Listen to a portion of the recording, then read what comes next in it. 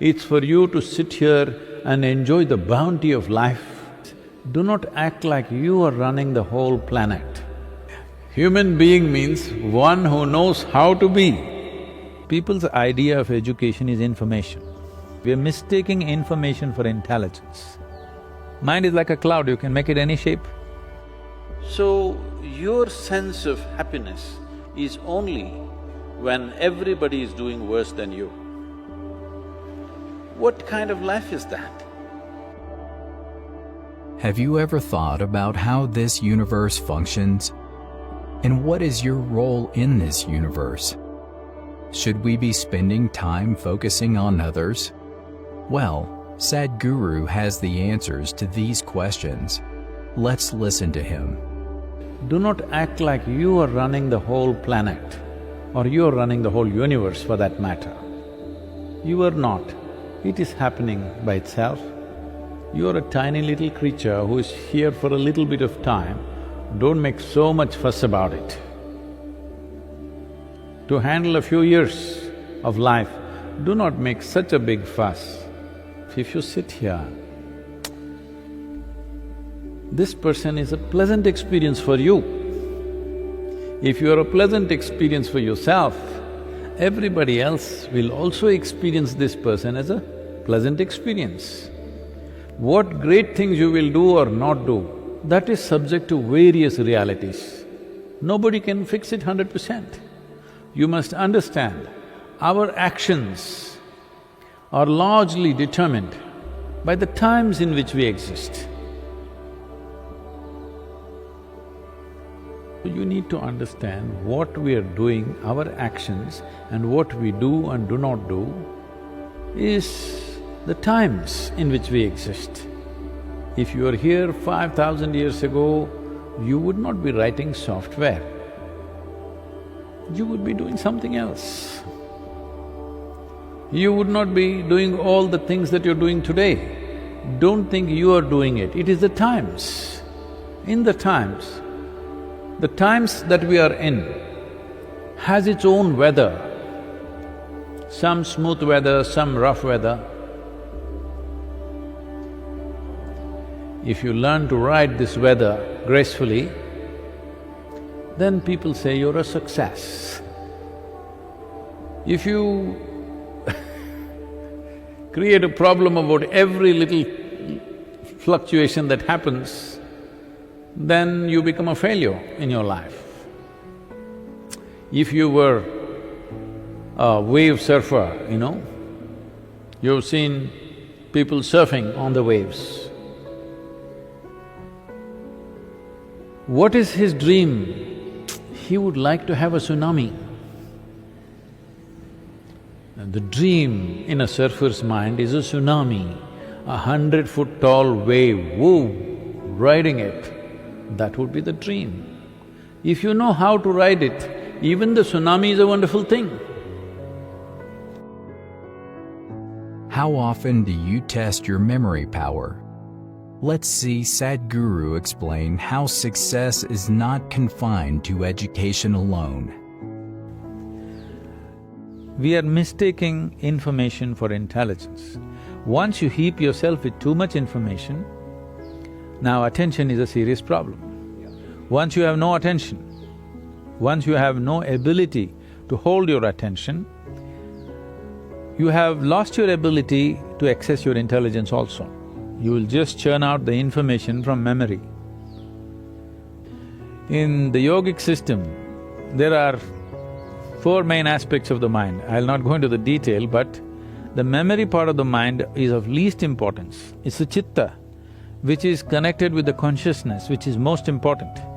If you find a shape for your chitta, that shape will manifest always, because it's empowered by life-making material which for lack of words we're using the word consciousness, that which is the basis of life.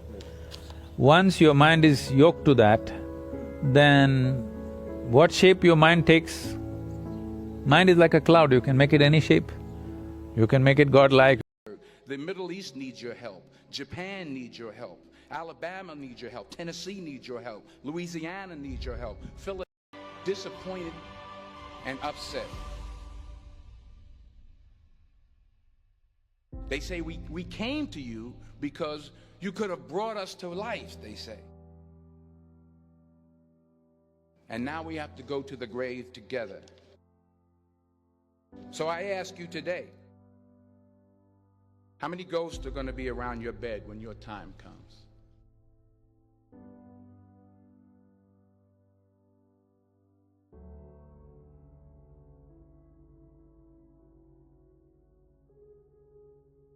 I just got back from South Africa. It's a beautiful country, but there are places there with terrible poverty that need help. And Africa is just the tip of the iceberg. I began at Fordham University as a pre-med student.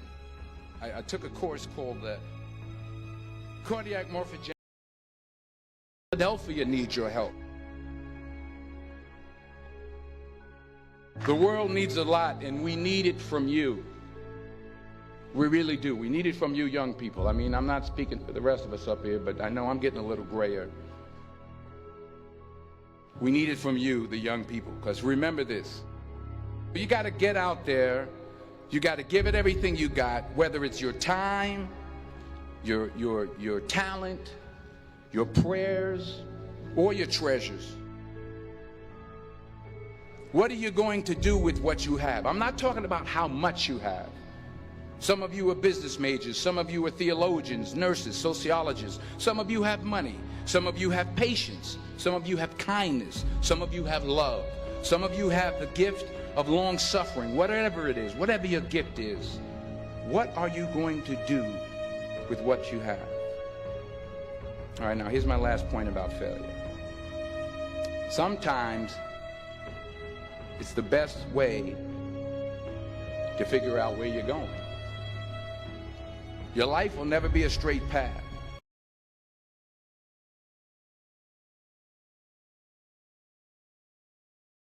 I couldn't read it, I couldn't say it, I sure couldn't pass it.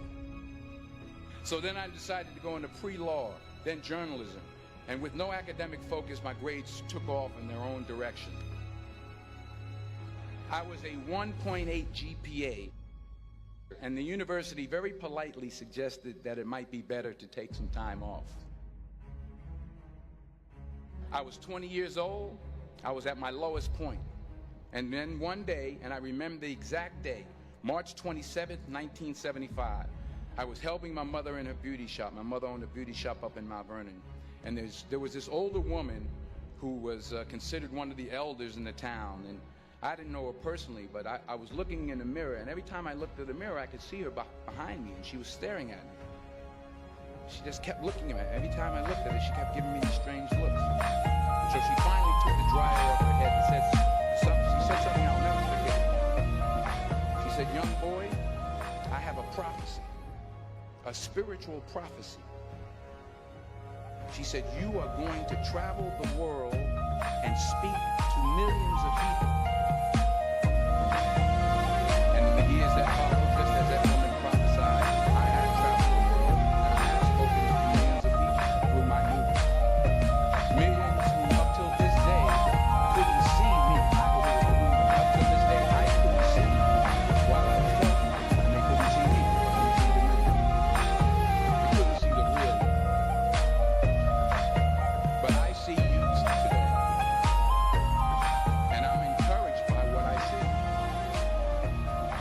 and I'm strengthened by what I see. Because taking risk is not just about going for a job. It's also about knowing what you know and what you don't know. It's about being open to people and to ideas. The chances you take, the people you meet, the people you love, the faith that you have, that's what's going to define you. Never be discouraged. Never hold back. Give everything you got. And when you fall throughout life, remember this: fall forward.